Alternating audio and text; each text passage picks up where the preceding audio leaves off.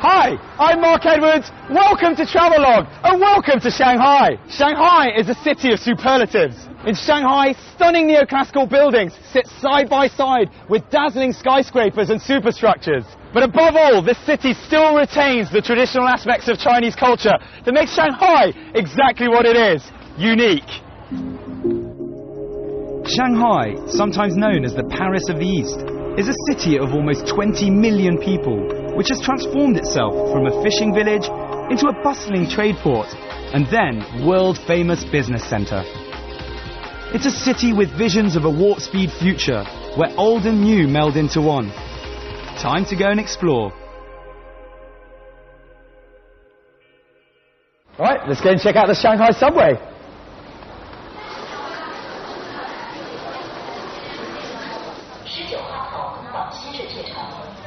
So I got myself a Shanghai transportation card. London's got the oyster. Hong Kong has got the octopus. We can get all over the public transport, taxis, buses, and the subway. Let's go.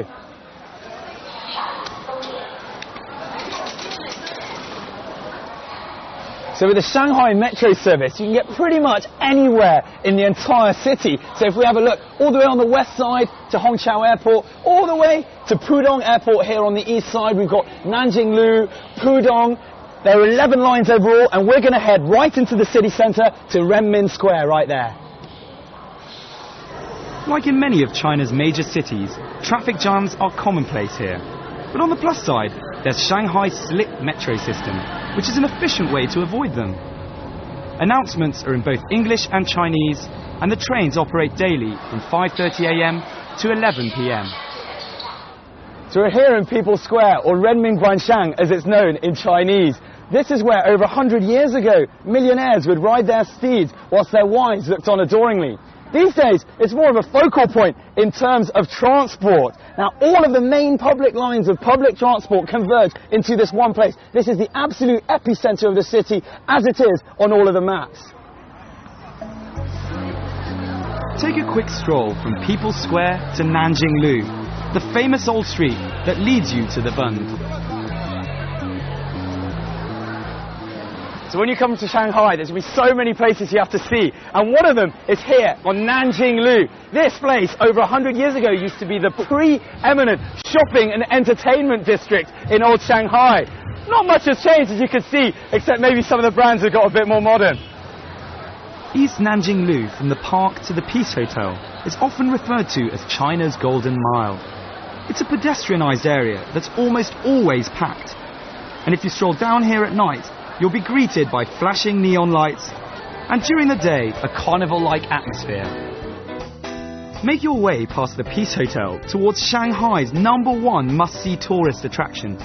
The Bund is a 2-kilometre sweep of historic buildings and a perfect introduction to Shanghai's glorious past. Filled with banks and institutions, to Europeans, it was Shanghai's Wall Street. Particularly beautiful at night, the best thing to do here is simply to stroll. So when you come to a new city, I always think it's worth, if you can, find yourself a local person who probably will be able to tell you some of the things about a particular city. In this case, Shanghai, I think it's particularly important because there's so much history and stories behind all of the fantastic architecture. I found a guy from my guidebook who's a contributor called Patrick. Hopefully he'll be able to help us out.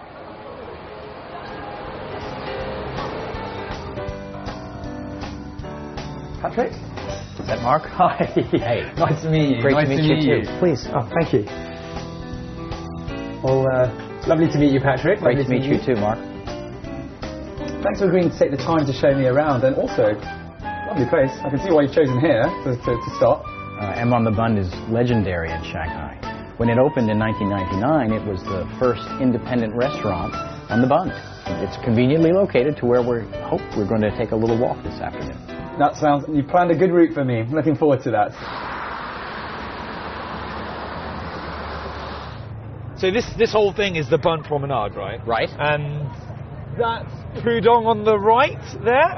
That's the modern skyline of Shanghai, right? Okay. Now, where does the Bund actually begin? Well, that's actually a very good question because there's no sign that says this is the Bund. Oh, okay, okay. It really should start at the corner of Yan'an Road and Zhongshan Yi Road, which is the name for the Bund. Right. So, actually, if we look down here, we can see the first Bund building, number 1, the old McBain building, which was an office building in the old days. And then number 2, which was the Shanghai Club, the British Club. So very important building in the old days. It's being renovated into a hotel. Number 3 is called 3 on the Bund. Very descriptive. That was also an office building in the old days. And we just had lunch at M on the Bund, which is on top of number 5, which was a Japanese shipping company. Oh, okay, okay. Well, let's see what else is great. What else?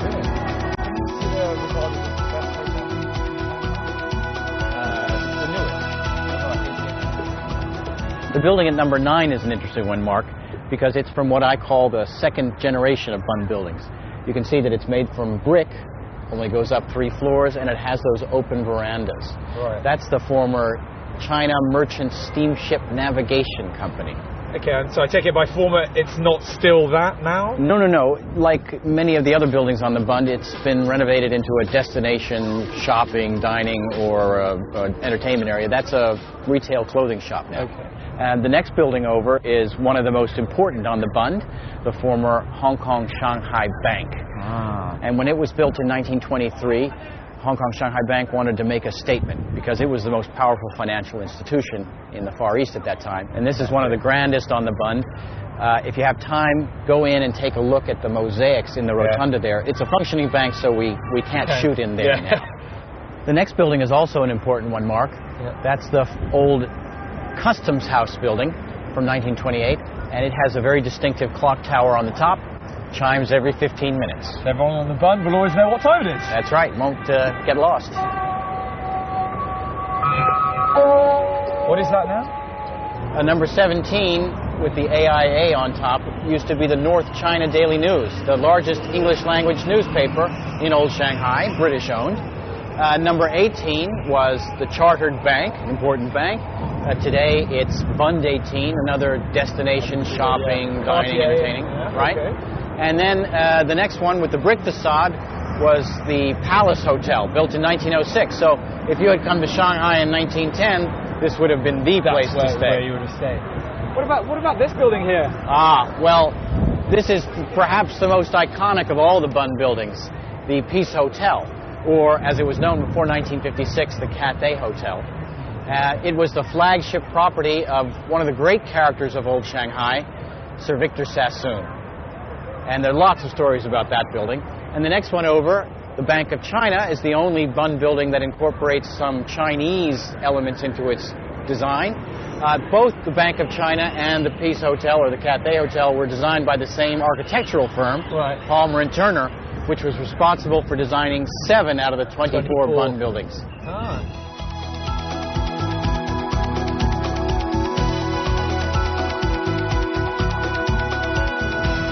Right, so this is the Suzhou Creek. Okay. And the General Post Office in the distance. And right over here, this gray building is really the last building on the Bund. That's the old British consul's residence. Okay. And the consulate, the old consulate is next to it. And those were both built in the 1870s. So those are the oldest Bund buildings that you'll see. Wow. So this is the end of the Bund, This is it. Suzhou Creek and the General Post Office, and that's it. Okay.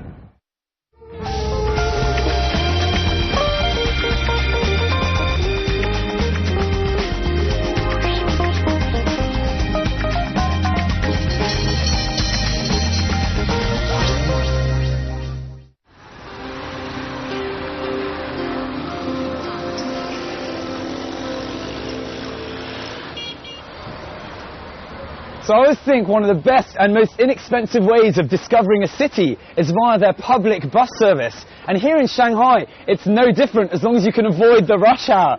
Now, much like the big double bus deckers in London, you might get a chance to see them like we have today.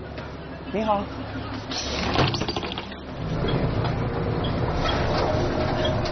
So interestingly, you'll find along this street and in many parts of Shanghai what they call the parasol trees, which are these sort of clipped trees which you can also find in Paris.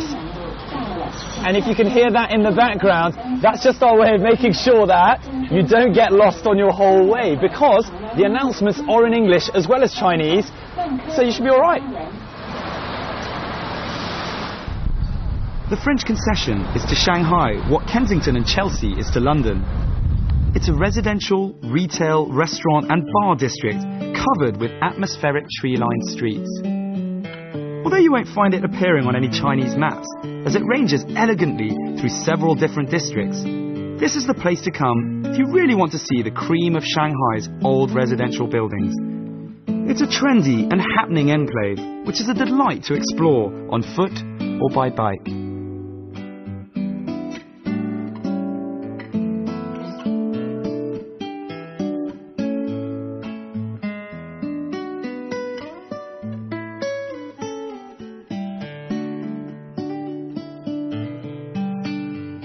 It's a perfect opportunity to let my local guide, well, guide me. A very interesting story is really across the street, because this is the old Song family compound. So each of the famous Song sisters and their brothers had houses in this compound. Each one of them had their own house in the compound. And this one belonged to Song Meiling, who was Chiang Kai-shek's wife. So we can go over and take a look if you want. Yeah, let's go and have a check it out. So today, this building is part of the high school attached to the Shanghai Conservatory of Music. So it's a school. So I think it's probably quite a nice school to go to. Absolutely. This is used as a rehearsal hall now, so if you're a student of one of the instruments, you can come here all the time. All of the houses in this complex were built using materials imported from other countries. Each house was made in the architectural style of a different country. As a tip, it's worth looking for a converted boutique hotel to stay in when you're in Shanghai to really get an idea of the architectural elegance of the houses in this area. So this is Madame Song Qingling's former residence. There aren't any signs in English, so try and remember number 1843. Let's go and have a look. Born in Shanghai in 1893, Song Qingling is known to many as the Mother of China. From an early age, she began to speak out against the dreadful conditions endured by women in her home country. She did so in a non-violent manner, expressing her ideals of liberty and equality. For 7 decades, Song Qingling was active in both the political and the social arenas in China, becoming honorary president of the People's Republic.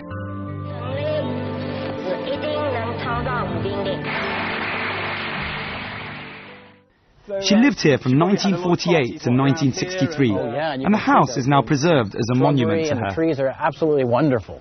There's a lot of space right in the center of town. Yeah, and it's a gorgeous house, isn't it? Yeah.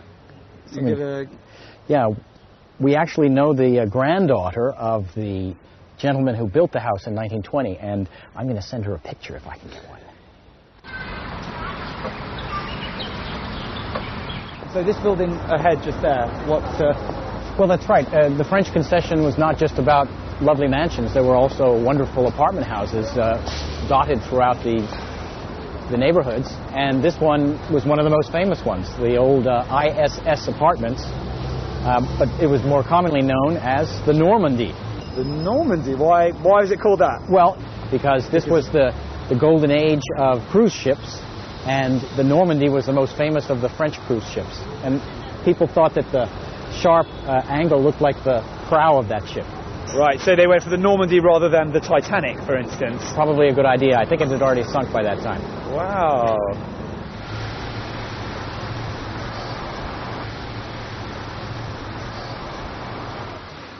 So the French concession is filled with little lanes and corners like Ferguson Lane. Here you'll find restored buildings housing, amongst other things, swanky bars, restaurants and art galleries. It's in these types of places where you can get a feel of the East meeting the West, which Shanghai is famous for. The high life is enjoyed today just as much as it was the last century. What do you feel about what is it that makes Shanghai unique, or what it is? Well, obviously I like living here. It's a very stimulating place to live, and I think part of the reason it feels so comfortable is that the Shanghai culture has been produced by kind of a melding of foreign influences and Shanghai influences, and the lifestyle is very comfortable. Cheers. Cheers.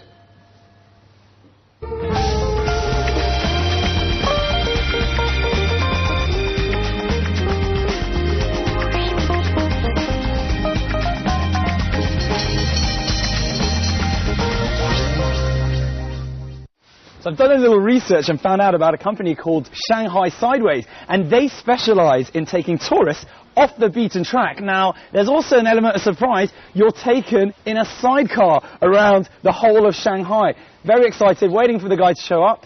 Hopefully I won't have to wait too long.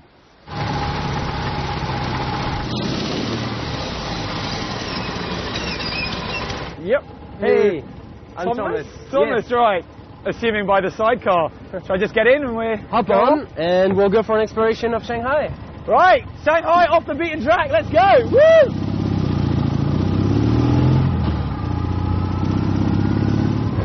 So how many tours do you give per day, roughly, Thomas?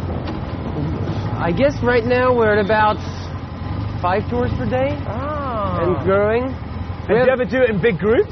Yeah. Whether you're new to a city or a born and bred local, it's always good to try new things. In this case, our alternative means of visiting Shanghai has a little something for everyone. With Shanghai Sideways, you travel around the city checking out the most famous attractions, as well as some more obscure hidden gems. Shanghai was divided in 4 parts. You had the Chinese town, which is still now called the Old Town. You had the French concession, where we are, the English concession, and then the American concession. And back in the time of the concessions, there was a saying that in Shanghai, English people know how to do business, and French people know how to live. I'm taken to one of Shanghai's most famous residences, the postmodern greenhouse on Tongren Road. So, this is the greenhouse. What, this here? Yeah. So this place was built in 1938 by a Hungarian architect and is one of a kind. Can we check it out? Can we go in and have a look? Sure, absolutely. See what it's like inside? The beauty is in the inside. Yeah, cool.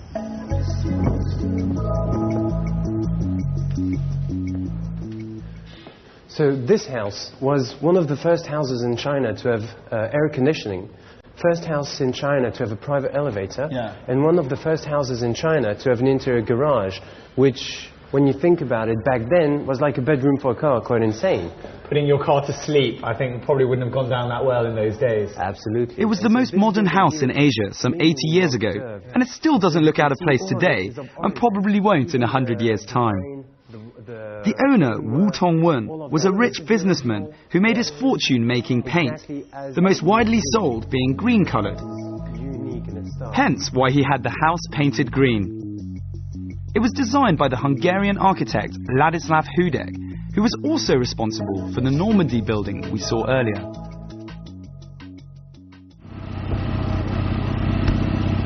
How do you know all of these places? Well, the best way to explore a city is by getting lost, and I did my share of getting lost.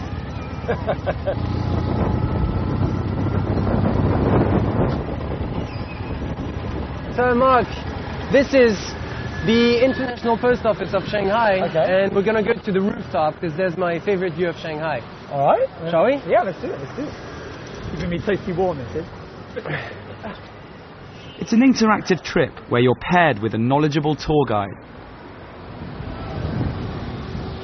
This is your favourite view of Shanghai? Absolutely. This is the International Post Office, which is actually quite an old building, and which gives you a fantastic view of Pudong, Lujiazui, so over there, the financial district, and Puxi, where we are, which is the older part of Shanghai. Very clear as well. Ranging from 1 hour to 4 hours, you can take a trip with up to 60 people, where you'll ride around in a convoy. It costs just under $150 for the full 4-hour interactive tour. And do you often bring people up here? Yeah. When you stop off and bring them up here?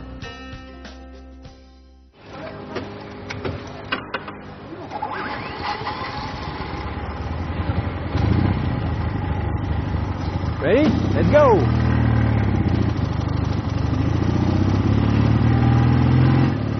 They'll take you to a swanky Art Deco building housing several restaurants and cafes and a place for holding art exhibitions. It's called 1933 and was built from Portsmouth concrete imported from the UK. So this place was reopened to public in 2007 as a creative centre. So before that, no one could come in? No one could ever go. Now hold your horses. Check out here. The perspective down there is quite unique. So you can see. This used to be Shanghai's only fully incorporated slaughterhouse, where everything from holding, slaughtering and packaging was taken care of here. That's it? Well, yeah, Mark, this is the end of our tour. Hope you liked it. I had a fantastic time, Thomas. Thank you so much. Well, thank you. Cheers. Cheerio. Bye-bye.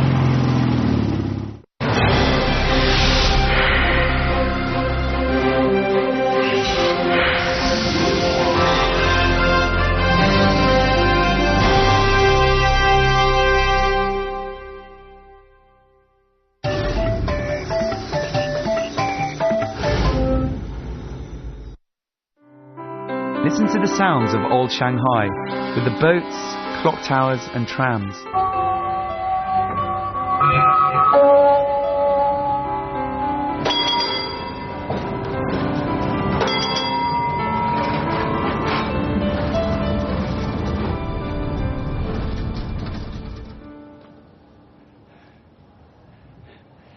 So it might seem like I've time travelled some 70 or 80 years to one of Shanghai's most famous old streets. That is Nanjing. I of course haven't time travelled. We're in the present day, but we're here at the Shanghai Film City, where they recreate some of the most famous sets from some of the greatest Chinese films of all time. What do you think? Shanghai Film City was opened in 2001 and is one of the largest studios in Asia. Situated in the Songjiang district, it's a journey of around an hour from Shanghai city centre. The whole park is laid out like a miniature old Shanghai. You'll be able to find fully furnished old-style buildings, railroad cars and old streets. So if you're feeling lazy, as I almost always am, you can hop onto this special type of transportation and have some special companions as well, from the looks of things. There's another reason to head out this way, as you might be able to chance upon the actual shooting of a movie or TV programme and rub shoulders with the stars. You might be able to spot the outdoor sets of Kung Fu Hustle or The Mummy 3, which were all filmed here. The studio's open from 8 AM to 5 PM, and the admission fee is 50 RMB. The Film City has given me a taste of the old school lifestyle. Let's see if we can find more in the city centre. So I've made it to Shanxi Nanlu to come and visit one of the symbols of old Shanghai architecture. It can be found all over the city, but here it's one of the best preserved. That is the Shikumen, or the stone gates that can be found. This place is called the Cité Bourgogne, which has been around for 80 years. Bit loud. And many of the inhabitants here are same ones that were here 80 years ago. Let's go and have a look. The most typical Shanghainese architectural form is the Longtang or lane neighbourhood. Over 70% of Shanghai's residents were born and raised in these narrow lanes with their tightly knit communities. Each of the dwellings has a shukumen, which is a stone gate entrance, and the lanes are lined by an exterior wall. In these places, everyone knows everyone else.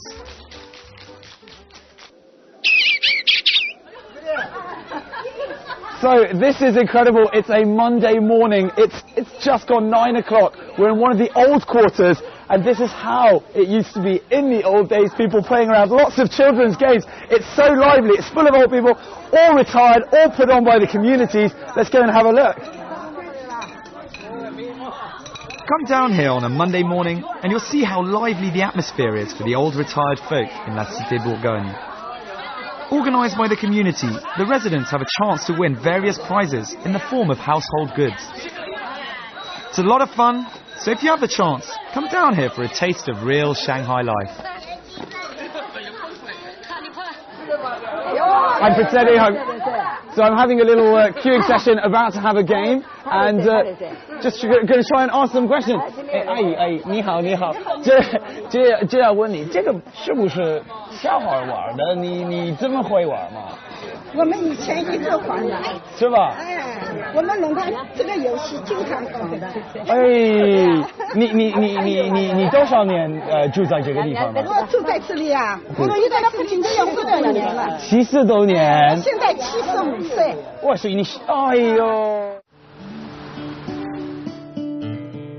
More famous for being fast-paced and modern, Shanghai still retains the essence of a traditionally Chinese city. So make sure you don't miss out on those older parts of town when you make your way here.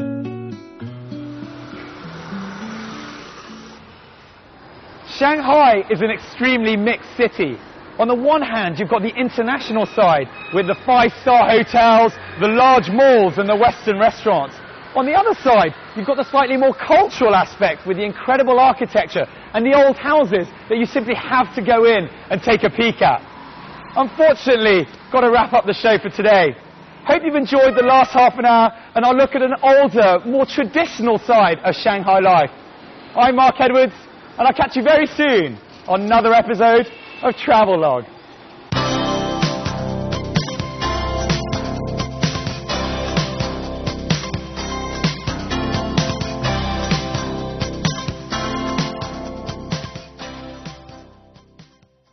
This city still retains the traditional aspects of Chinese culture that makes Shanghai exactly what it is, unique. Shanghai, sometimes known as the Paris of the East, is a city of almost 20 million people, which has transformed itself from a fishing village into a bustling trade port and then world-famous business centre. It's a city with visions of a warp-speed future where old and new meld into one. Time to go and explore. From 5:30 a.m. to 11 p.m. So we're here in People's Square, or Renmin Guanxiang as it's known in Chinese. This is where over 100 years ago millionaires would ride their steeds whilst their wives looked on adoringly. These days it's more of a focal point in terms of transport. Now all of the main public lines of public transport converge into this one place. This is the absolute epicenter of the city as it is on all of the maps. Take a quick stroll from people.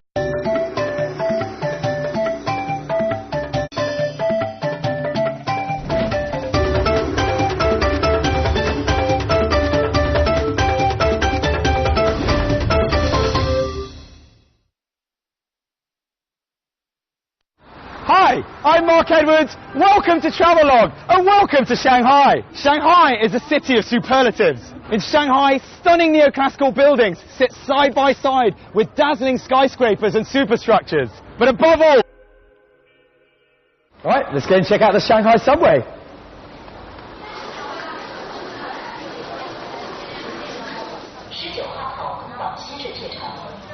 So I got myself a Shanghai transportation card. London's got the oyster. Hong Kong has got the octopus. We can get all over the public transport, taxis, buses and the subway. Let's go.